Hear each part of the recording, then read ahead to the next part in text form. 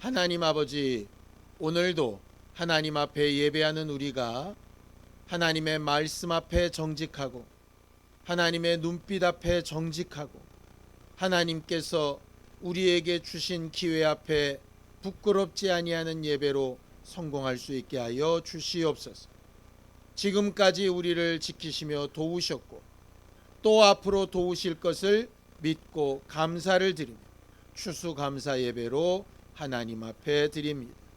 이 예배 가운데 우리의 마음과 생각이 분명해져서 하나님 앞에 감사해야 될 조건들을 찾게 하시고 하나님이 베푸신 위로와 능력으로 힘을 얻어 새롭게 살아갈 수 있는 능력을 삼게 하여 주시옵소서.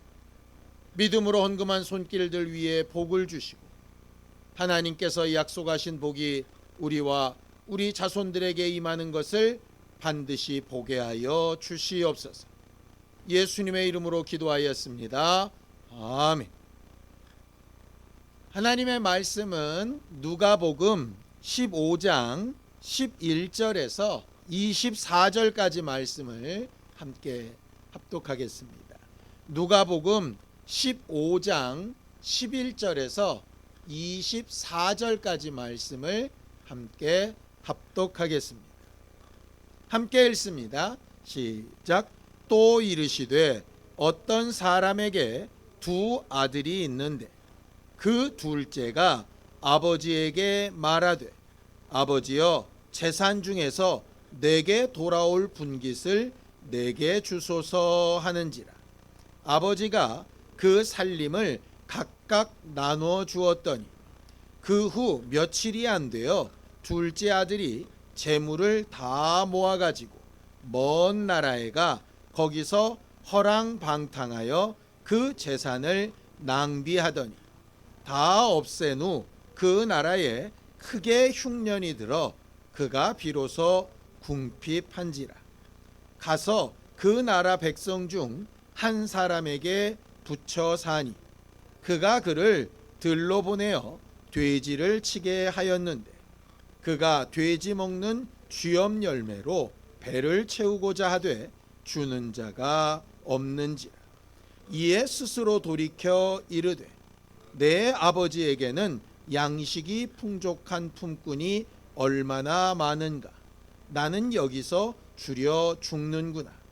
내가 일어나 아버지께 가서 이르기를 아버지, 내가 하늘과 아버지께 죄를 지었사오니 지금부터는 아버지의 아들이라 일컬음을 감당하지 못하겠나이다.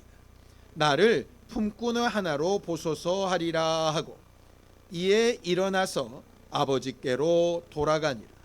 아직 거리가 먼데 아버지가 그를 보고 측은히 여겨 달려가 목을 안고 입을 맞추니 아들이 이르되 아버지, 내가 하늘과 아버지께 죄를 지었사오니 지금부터는 아버지의 아들이라 일컬음을 감당하지 못하겠나이다 하나 아버지는 종들에게 이르되 제일 좋은 옷을 내어다가 입히고 손에 가락지를 끼우고 발에 신을 신기라. 그리고 살진 송아지를 끌어다가 잡으라. 우리가 먹고 즐기자. 이 내 아들은 죽었다가 다시 살아났으며 내가 잃었다가 다시 얻었노라 하니 그들이 즐거워하더라. 지난 한 주간도 가장 사랑하는 사람들, 특별히 자손들에게 하나님의 살아계신 것과 하나님이 우리와 함께하고 계신 것을 잘 증거하며 사신 날들이 되셨기를 바랍니다.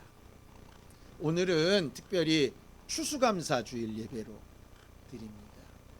하나님께서 특별히 기억하고 기념하라고 하신 절기가 3개가 있지요. 첫 번째는 무교절을 포함해서 6월절이고 두 번째는 우리가 흔히 77절이라고 불리는 맥추절이고 그 다음에 오늘 우리가 지키고 있는 추수감사절로 지키고 있지만 성경에는 장막절이나 초막절이라고 언급되어져 있는 이 3가지 절기입니다. 우리가 6월절은 현재 와서는 부활절로 좀 변형돼서 지키고 있죠. 맥추절은 성령 강림절로 이렇게 지키고 있습니다. 장막절이나 초막절은 이제 추수감사절로 지키지요. 왜 장막절, 왜 초막절 이렇게 부르는가? 1년 추수할 것을 잘 거둬서 그것을 장막에 잘 보관을 하고 가라지는 버리고 곡식은 제대로 잘 대우해서 모아놓은 상태, 그 상태를 놓고 장막절 그렇게 부릅니다. 그리고 그렇게 좋게 추수한 것이 그저 거저 떨어진 게 아니라 하나님이 우리에게 살 수 있는 환경을 주셔서 그런 것인데, 그것을 주시기 전까지는 우리가 어떻게 살았느냐? 광야에서 천막 짓고 땅이 없이 살던 민족이었다. 그때를 기억하면서 지금 주신 것이 얼마나 감사한가 하는 것을 기억하라는 의미에서 초막절이라고 이렇게 말을 하지요. 그래서 우리가 흔히 두 가지를 감사한다라고 얘기를 합니다. 첫 번째는 이미 우리한테 주신 것을 감사하는 거죠. 성경을 좀 보죠. 레위기 23장 39절입니다. 함께 읽습니다. 시작. 너희가 토지 소산 거두기를 마치거든 일곱째 달 15째 날부터 이래 동안 여호와의 절기를 지키되 첫날에도 안식하고 여덟째 날에도 안식할 것이라고 이렇게 되어져 있습니다. 추수를 다 마치고 거두었을 때 그렇게 거둔 것에 대해서 총 8일 동안 기쁨으로 하나님 앞에 절기를 지켜라, 이렇게 되어져 있는 게 바로 장막절의 의미입니다. 그럼 두 번째는 뭘까요? 주신 것만 감사하는 게 아니라 이렇게 주신 것처럼 이게 하나님으로부터 온 것이라고 인정하는 사람들에게 앞으로도 계속 주실 것에 대해서 감사하라 라고 되어져 있어요. 성경을 또 보죠. 신명기 16장 15절입니다. 함께 읽습니다. 시작. 내 하나님 여호와께서 택하신 곳에서 너는 이래 동안 내 하나님 여호와 앞에서 절기를 지키고 내 하나님 여호와께서 내 모든 소출과 내 손으로 행한 모든 일에 복 주실 것이니 너는 온전히 즐거워할지니라 라고 이렇게 되어져 있죠. 똑같이 절기를 지키는데 이번에는 이미 주신 것과 얻은 것처럼 그 위에 더 앞으로 복을 주실 것을 믿고 온전하게 감사해라 이렇게 말하는 겁니다. 그래서 흔히 추수감사절 포스터 같은 데 보면 주신 것과 주실 것으로 인해서 감사해라 이렇게 말하고 있는 것이죠. 그게 사실은 한 구절에 들어있는 말씀이 아니라 두 개 구절을 가지고 말씀을 하는 겁니다. 결과적으로 이미 내가 하나님 앞에 얻은 게 뭔지 분명히 세봐야 하고, 그 다음에 이것을 하나님으로부터 온 것이라고 인정하는 사람에게 또 얼마나 더 많은 것을 주실 것인가를 기대하고 확인해 봐야 하는 게 신앙생활이지요. 우리가 지금까지 수없이 많은 날 동안 신앙생활을 해왔는데 우리는 한번 생각해 볼 필요가 있습니다. 우리가 과연 하나님으로부터 받은 게 뭔지, 또 앞으로 우리는 뭘 더 받기를 원하는지.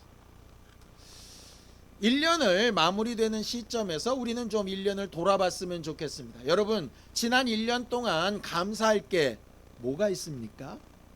더 분명하게 얘기하면 하나님으로부터 분명하게 나 이거 하나님 앞에 분명히 이렇게 받았다 라고 그렇게 감사할 만한 어떤 부분이 존재하시나요? 이 부분이 분명히 사실 존재해야 정상입니다. 그런데 요즘 이제 살아가는 사람들과 이야기를 하다 보면, 특별히 뉴스나 아니면 사회 현상적으로 이렇게 보면 추수감사절을 이야기하기에는 좀 분위기가 좀 그런 것 같지가 않아요. 그러니까 우리가 흔히 좀 풍성하게 뭘 좀 얻고 뭐가 좀 잘 되고 뭐 이런 상태에서는 추수감사절 얘기하기가 좋은데, 제가 오래 살진 않았지만 50몇 년 살면서 공통적으로 느끼는 한 가지가 있어요. 그러니까는 우리가 살아오다 보면 몇 년 주기쯤으로 굉장히 어려운 상황들이 계속 막 반복이 되죠. 근데 꼭 결론은 그렇게 되는 것 같아요. 어려운 상황이 생기면 나라에나 사회에나 그러면 잘 살고 잘 되는 사람은 그런 어려운 때에 더 잘 되더라. IMF 때에도 돈 많은 사람은 빌딩도 더 사고 막 다른 회사들도 막 다 인수하고 그래가지고 굉장히 잘 되더라고요. 근데 안 되는 사람은 훨씬 더 안 되더라고요. 코로나 시대 때에도 다 죽겠다 못 살겠다 그러는데 코로나 시대 때 돈이 더 엄청나게 잘 번 사람들도 굉장히 많더라고요. 뉴스에 봤더니 아주 집을 수십 채씩 가진 사람들이 엄청나게 늘었대요. 그러니까 집이 없어진 사람들도 엄청나게 늘었고 이렇게 되는 거죠. 근데 이게 요즘에만 나오는 현상인가 봤더니 우리가 이제 출애굽기 읽으셨잖아요. 그 출애굽기가 시작되게 되는 그 전에 요셉 때에 그때도 그랬잖아요. 큰 흉년이 있으니까 어떻게 되죠? 돈 많은 사람들은 계속 돈을 잘 벌고 없는 사람들은 땅도 내고 몸도 팔리고 막 다 내놓는 거죠. 그러니까 이건 옛날부터 똑같았던 것 같아. 그러니까 어려울수록 잘난 사람들은 더 잘 되고 안 되는 사람들은 더 안 되는 거죠. 그러다 보니까 점점 소위 양극화라고 하는 거. 그러니까 가진 사람은 옛날보다 훨씬 더 많이 가지고 없는 사람은 옛날보다 훨씬 더 못 가지고 이게 막 점점 되는 거죠. 우리가 훨씬 더 많이 가진 쪽에 있으면 추수감사절이 굉장히 반짝반짝할 겁니다. 그런데 생각해 봐도 우리가 그렇게 많이 가진 쪽에 속한 것 같지는 않아요. 그러니까 별로 이게 뭐가 그렇게 감사할 일이 많은가 이런 생각이 사실 좀 들죠. 2년이나 마스크 써가면서 갈 때 못 가가면서 허리띠 졸라매 가면서 조금만 지나면 나아지겠지 조금만 지나면 나아지겠지 하면서 왔는데 여전히 계속 문제는 계속되는 걸 보면서 도대체 이게 뭐가 감사한 거야 이런 생각이 사실 좀 듭니다. 특별히 신앙생활을 하는 사람들 입장에서 지난 2년 동안에 우리가 살아왔던 모습이 엄청나게 바뀌었어요. 그러니까 전에는 너무나도 당연했던 게 하나도 안 당연하게 됐고요. 예전에는 눈치 보며 했던 게 지금은 너무나도 당연한 게 돼버렸어요. 그렇죠? 그래서 과거에 우리가 살아왔던 방식으로 뭔가 생각을 하고 요구를 하면 하나도 안 통하는 사회가 돼버렸단 말이에요. 이렇게 어수선하고 정신없고 뭐가 맞는지도 모르겠고 이런 상황에서 도대체 우리는 뭘 감사할 수 있을까?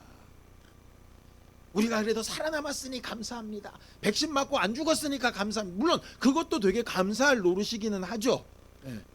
내가 회사에서 안 잘렸습니다. 이것도 되게 감사할 노릇. 여러 가지가 다 감사할 노릇이기는 한데 정말 마음속 깊이서부터 정말 감사하다 이런 마음이 목사인 저도 좀 잘 안 올라오더라 이 말이에요. 그러니까 굳이 찾자면 그래도 이게 일상 회복에 들어서 그래도 얼굴이라도 보고 예배하니 얼마나 감사합니까? 그러니까 범사에 감사라고 하셨으니까 막 억지로 찾아가지고 막 그렇게 막 이유를 만들면 있기야 있겠지만 정말 저 밑에서부터 이렇게 쑥 올라오는 감사는 저도 지금 별로 사실 없는 것 같아요.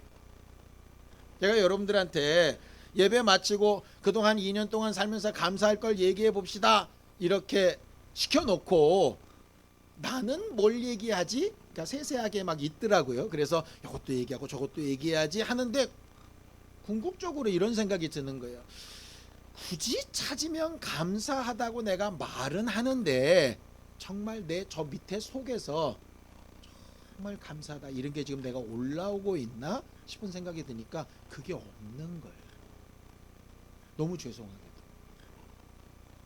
여기서 그럴듯하게 말씀은 전하고 있는데 내 안에 별로 큰 감사가 없어요. 이 안에가 난 도대체 뭘 감사해야 되지?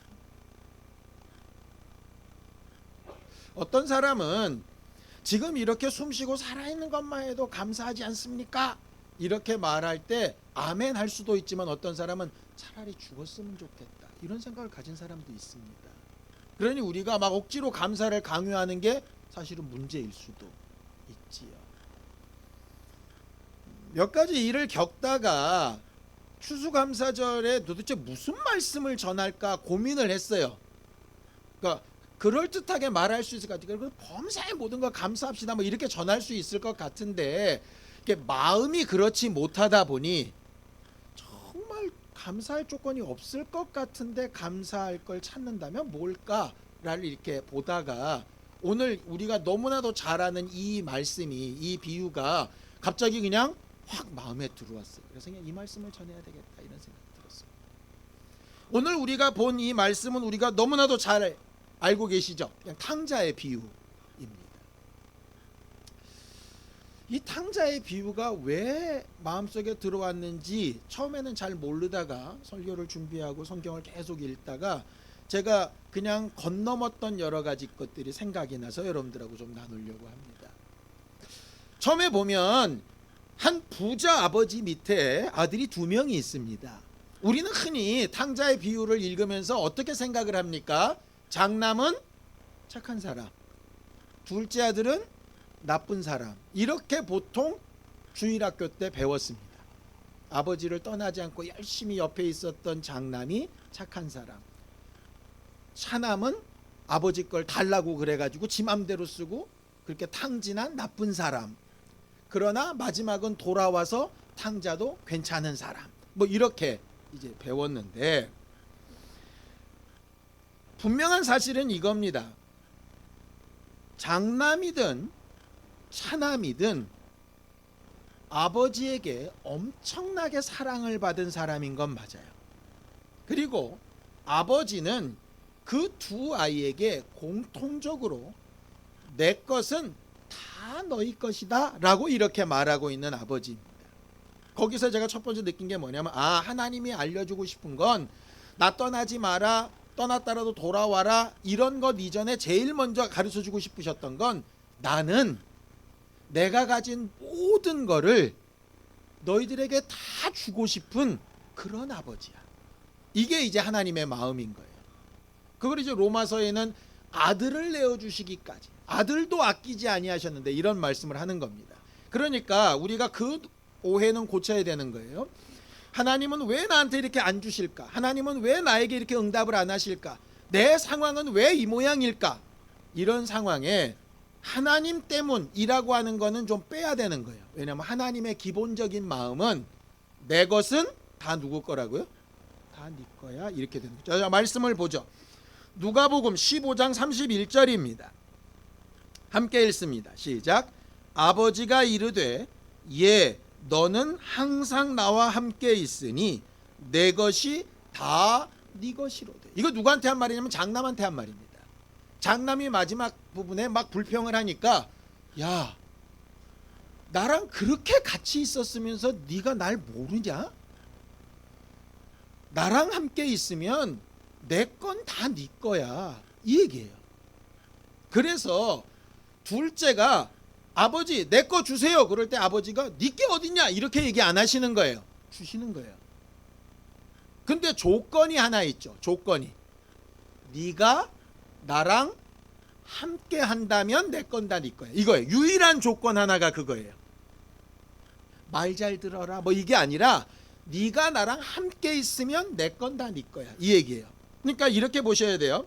내가 뭘 요구하고 내가 요청했는데 뭐가 하나님으로부터 오는 것 같지 않다. 그럼 제일 먼저 우리가 생각해 봐야 될 게 뭐냐면 내가 하나님이랑 함께 있었나 이걸 생각해 봐야 되는 거예요. 자, 에덴 동산을 예를 들어 봅시다. 아담과 하와는 하나님께서 만드신 에덴 동산에서 하나님의 것을 자기 것처럼 다 사용했어요. 그렇죠? 하나님께서 제한을 딱 하나만 두셨어요. 어떤 제한? 동산 중앙에 있는 나무 실과만 먹지 마. 그게 네가 나랑 함께하고 있는 증거야. 내 말이 너희에게 영향을 미치고 있다는 증거로 딱 하나만 요구하셨어요. 그거만 먹지 말고 나머지는 내가 만든 모든 게 다 네 거니까 네 맘대로. 이거였어요. 그렇죠? 그럼 우리도 찾아야죠. 하나님께서 내가 하나님과 함께하고 있다라고 하는 그 조건으로 내세우신 게 뭔가, 그걸 찾아야 되는 거예요. 그게 뭐냐? 예수 믿는 거예요. 예수가 누구신지 알고 믿는 거예요. 아버지가 어떤 생각을 하고 계신지를 알고 이해하는 거예요. 장남은 아버지 옆에 몸뚱아리는 붙어 있었어요. 그렇죠? 그런데 아버지에 대한 엄청난 오해가 있었죠. 그 오해는 이제 말씀을 드릴게요. 자, 그 가운데 아버지의 것이 다 내 것이라는 생각을 너무나도 잘했던 둘째가 아버지한테 요청을 하죠. 자, 뭐라고 얘기를 합니까? 누가복음 15장 12절입니다. 함께 읽습니다. 시작. 그 둘째가 아버지에게 말하되 아버지여 재산 중에서 내게 돌아올 분깃을 내게 주소서 하는지라. 아버지가 그 살림을 각각 나누어 주었다. 제가요 예수 믿은 지가 30-40년이 되고 목회를 한 지가 전도사부터 시작하면 30년이 됐습니다. 그런데 이 구절을 처음 봤어요. 예. 저는 지금까지 얼마나 건너머서 성경을 읽었는지 탕자가 아버지 내 목 주세요. 그러니까 탕자한테 줬다고 생각을 했어요. 근데 아버지는 뭐냐? 요구를 한 탕자에게도 몫을 주고 요구하지 않은 장남에게도 몫을 줬어요. 그러니까 우리가 흔히 생각하고 있는 장남은 좋고 차남은 나쁘고가 아니라 아버지의 입장에서 달라고 하는 게 나쁜 일이 아니라고 하는 거예요. 우리 입장에서는 싸가지 없다고 생각하는데 아닌 거예요. 아버지의 것은 내 거니까 내가 임의로 쓸 수 있는 권리를 주세요. 그러니까 우리가 기도할 때 하나님 나 이렇게 되게 해주세요. 나쁜 일이 아니라는 거예요. 그냥 뭘 요구해 알아서 다 해주세요. 이거에 굉장히 좋은 믿음이란 뜻은 아니라 이 말이에요. 둘 다에게 문제가 있어요. 뭐냐 이런 거죠. 둘째 아들은 아버지께 내 거니까 내가 임의로 쓸 수 있도록 아버지 좀 주세요 라고 자기 권리를 챙겼어요. 그건 나쁜 일이 아니에요. 잘한 일이에요. 근데 문제는 뭐냐, 그렇게 얻었으면 비록 내 것이 되었지만 주신 아버지의 마음에 합당하게 써야 정상이겠죠. 그죠? 아버지가 너무나도 사랑해서 아들에게 용돈을 줬는데 그 용돈 가지고 술 마시고 담배 피고 도박하고 마약하고 이러면 아버지가 좋아하겠습니까?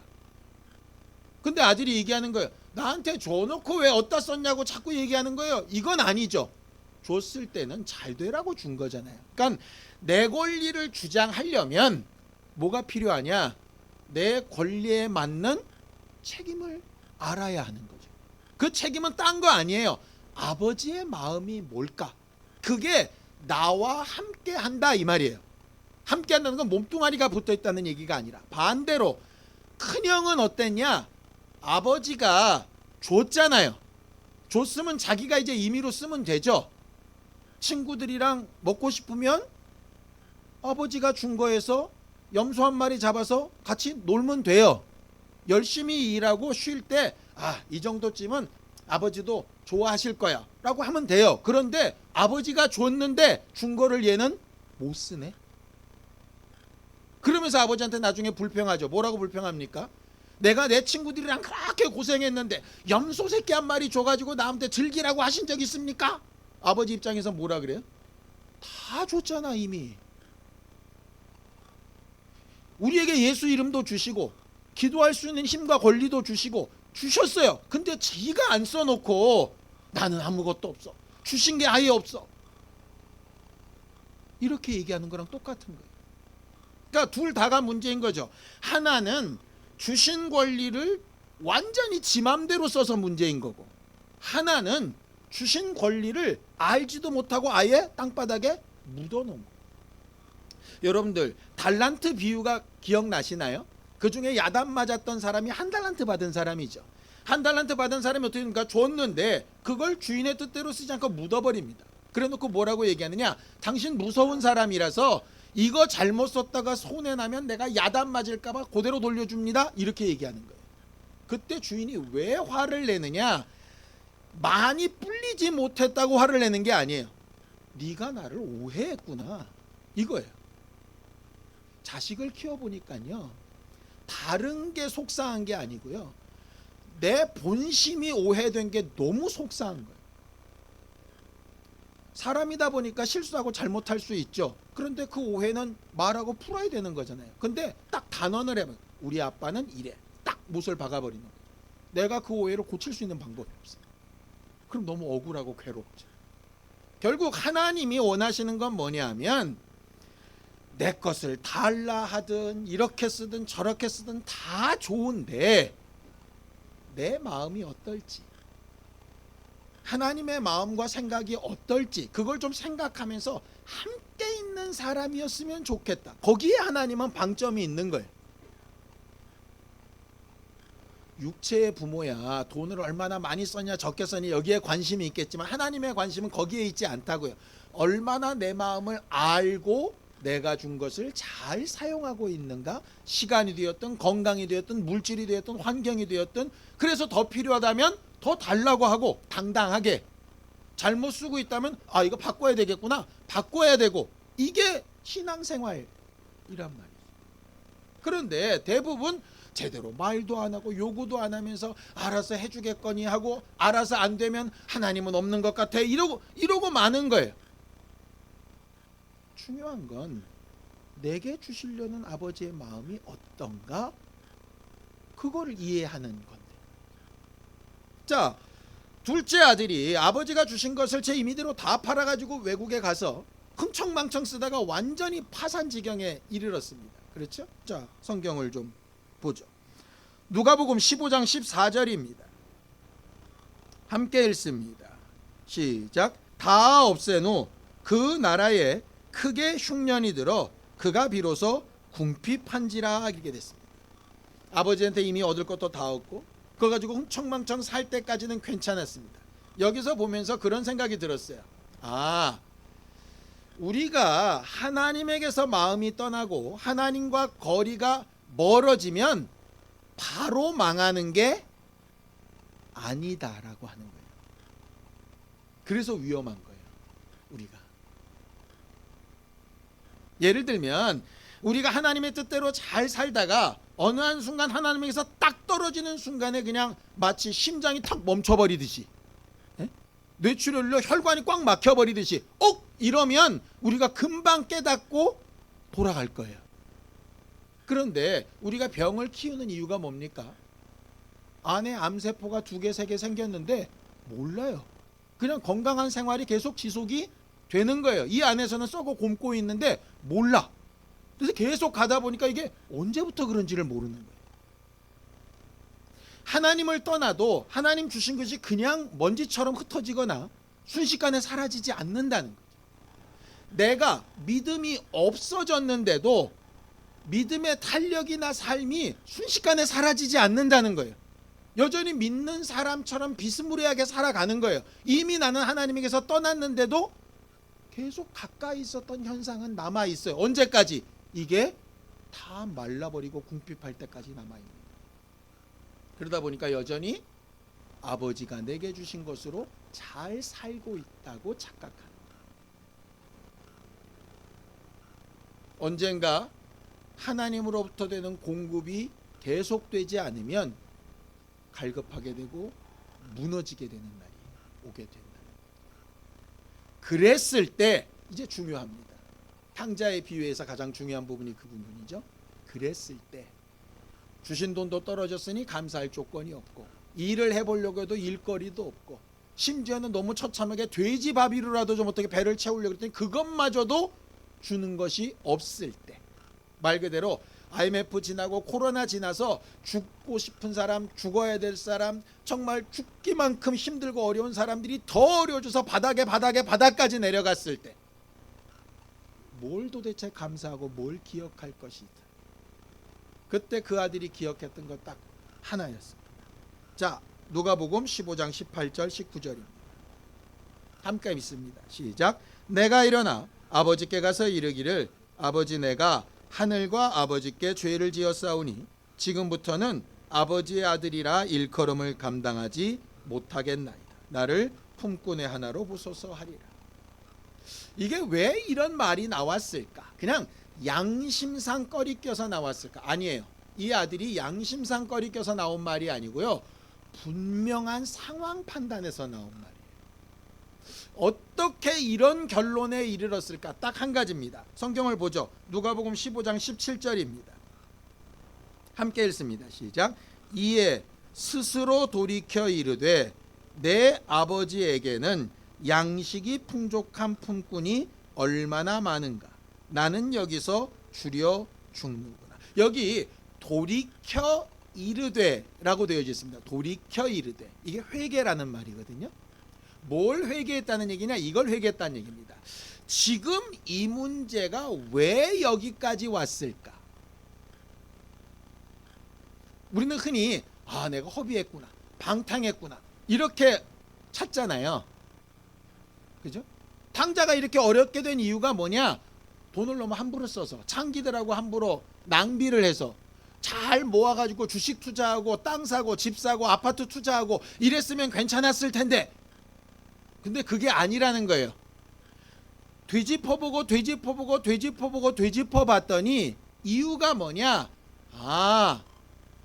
우리 아버지랑 함께 있으면 아들인 나뿐만 아니라 그 집의 종들도 굉장히 풍성하고 잘 먹고 사는데, 내가 어려워진 이유는 허비해서나 누구한테 속아서나 사기를 당해서가 아니라 아버지를 떠나서구나. 이렇게 판단이 됐다는 거예요. 내가 언제 가장 좋았던가 뒤집어 봤더니 아버지 집에 살 때 좋았어요. 아버지 집을 떠났더니 돼지 먹이도 구해도 아무도 나에게 안 주는 거예요. 왜? 내 아버지가 아니니까. 근데 내 아버지 집에는 아버지랑 관계만 잘 맺고 있으면 종이라도 지금 내 수준보다도 훨씬 잘 먹고 잘 살고 있다는 걸 생각하게 된 거죠. 기억하게 된 거죠. 이 문제가 어디서 출발했느냐? 내가 아버지를 떠나서, 아버지의 마음을 떠나서. 그럼 방법이 뭐예요? 아버지께로 돌아가야 되겠다. 이렇게 되는 거죠. 이렇게 보세요. 문제를 잘못 찾으면 이렇게 됩니다. 탕자가 내가 그 A라는 놈한테 사기당해서 그래. 내가 이놈을 잡아야 돼. 이렇게 되면 사기꾼 잡으러 갈 겁니다. 그렇죠? 이렇게 어려운 사람을 돌아보지 않는 사회 현상 때문이야. 그러면 머리에 띠돌르고 민노총 집회 가야 됩니다. 맞죠? 이건 아버지가 처음부터 나한테 더 풍성하게 안 줬기 때문이야. 그럼 아버지 집에 도둑질이라도 하러 가야 돼요. 아니면 소송 걸어가지고 더 달라고 하든가. 문제를 잘못 파악하면 엉뚱한 길로 갑니다. 내가 기도를 적게 해서 그런가? 내가 하나님 앞에 약속한 걸 안 지켜서 그런가? 아니면 내가 교회를 잘못 만나서 그런가? 이유들을 되게 많이 찾을 수 있을 거예요. 근데 이유를 잘못 찾으면 해결법도 잘못돼요. 근본적으로 돌아가야 될 해결은 어디냐? 어떤 형태로든 내가 아버지를 떠났고, 몸뚱아리가 떠난 탕자든 마음이 떠난 장남이든 둘 다 문제는 뭐냐면 아버지를 떠난 거예요. 그래서 문제가 생긴 거예요. 돈을 다 잃어버린 탕자에게도 문제가 생겼고, 아버지 주신 돈을 하나도 못 쓰고 다 짊어지고 있는 장남에게도 문제가 생겼어요. 왜? 아버지 마음에 불편하고 불만이 충만하고 집에 들어가기도 싫고, 아버지가 막 부르는데도 막 등 돌리고 싶고, 내가 저런 자식 보기도 싫다 그러고, 이런 얘기가 튀어나오는 이유가 뭘까? 가장 근원적인 문제가 해결이 안 나서 그래요. 그럼 뒤집어 봅시다. 뭘 감사할까요? 아버지가 나한테 유산을 많이 준 걸 감사할까요? 아니면 이제 아버지 품을 떠났으니까 큰형처럼 아버지 밑에서 그렇게 고생 안 해도 되니까 그걸 감사할까요? 아니면 탕자처럼 저렇게 모든 걸 다 해먹은 저놈처럼 안 살고 난 그래도 아버지 옆에서 붙어 있었으니 나는 그래도 괜찮은 아들이야, 이런 걸 뭘 감사할까요? 감사해야 될 가장 중요한 건 내가 어떤 형태 어떤 상황에 있든지 하나님과 함께 하고 있다는 게 감사합니다. 함께 해야 된다는 걸 기억해낸 게 감사합니다. 전 오늘 제가 느꼈던 감동이 여러분들에게 조금이나마 전달이 됐으면 좋겠어요. 저는 이 부분 때문에 마음이 확 풀렸어요. 아, 내가 교회가 어떻게 되고 상황이 어떻게 되고 뭐 재정 상태가 어떻게 되고 뭐 교회 인원이 어떻게 되고 내가 목사로서 앞으로 또 어떤 목회를 하고 뭐 모든 것들 다 접고 딱 하나, 내가 하나님과 함께하고 있나? 이걸 좀 돌아봐야 되겠다 라고 생각하게 된 것, 그거 하나만 감사하게 됩니다. 아들이 돌아와서 아버지께 이야기하죠. 아버지라 여기지 않고 품꾼으로 써주십시오.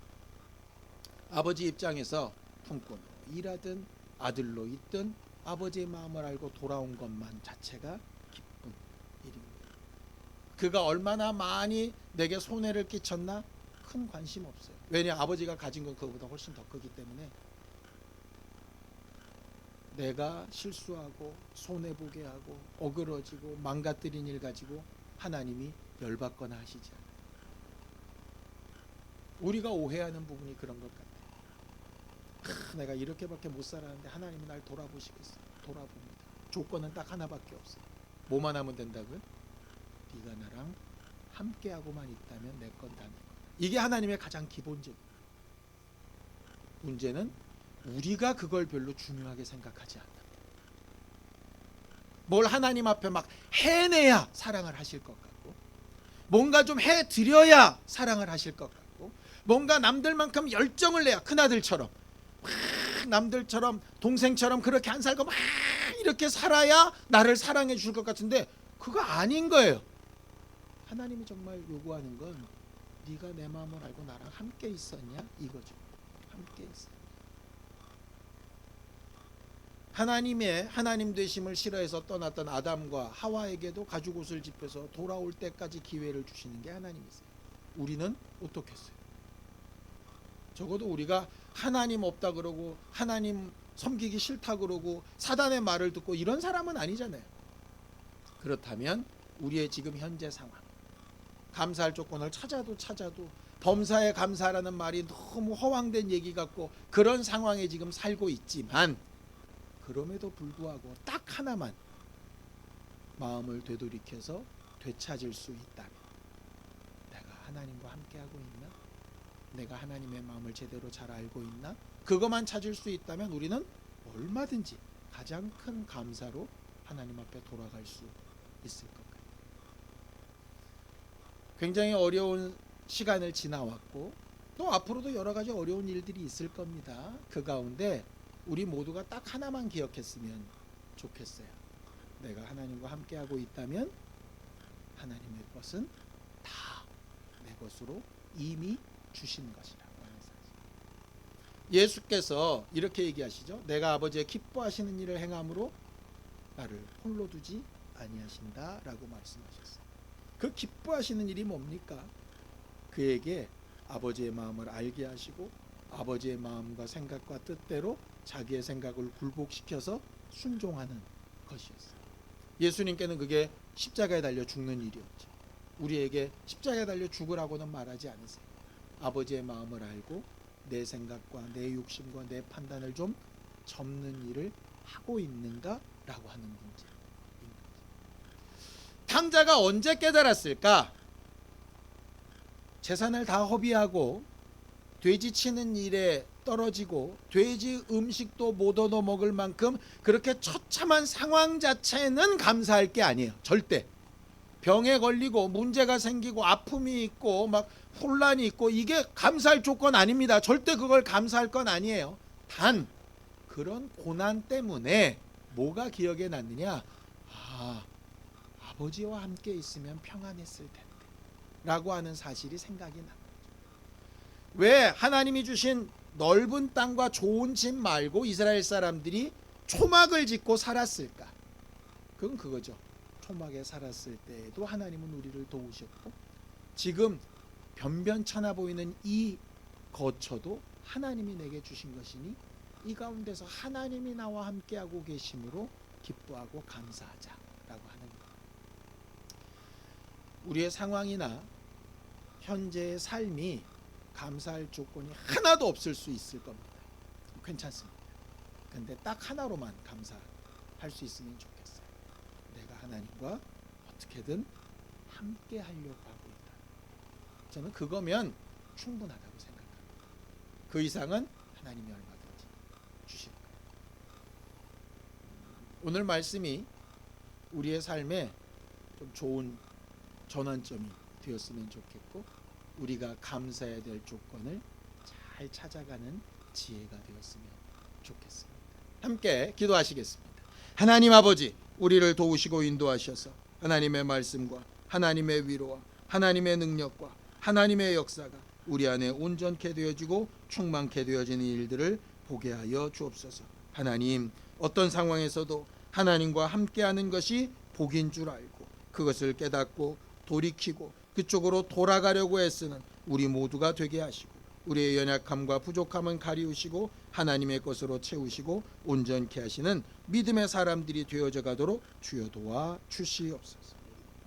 하나님, 우리의 사정이나 환경을 보면 참 어렵고 힘든 일들이 많이 있고 아직 해결되지 못한 문제들도 많이 있어 답답하기도 하고 괴롭기도 한데, 그럼에도 불구하고 우리가 분명히 한 가지 깨달은 것은 어떤 상황, 어떤 형편에서도 하나님과 함께하고 있는 것이 바로 복이라 하는 것을 깨닫게 하시고 기억나게 하여 주셨사오니, 이 사실을 잃어버리지 않는 성령의 사람들이 되게 하시고, 주 예수께서 그렇게 하셨던 것처럼 아버지의 것을 내 것으로 알고 잘 활용하는 거룩하고 복 있는 아름다운 삶이 되어져 가도록 우리 모두를 도와주옵소서. 예수님의 이름으로 기도하였습니다. 이제는 우리 주 예수 그리스도의 은혜와 하나님 아버지의 극진하신 사랑과 성령님의 감동하시고 함께 하시는 분명한 증거가 어렵고 힘든 상황 중에도 돌아갈 아버지와 아버지의 집이 있음을 기억하고 늘 하나님과 함께 하기를 결심하는 우리 모두 위에 이제로부터 영원까지 함께 있을지어다. 아멘.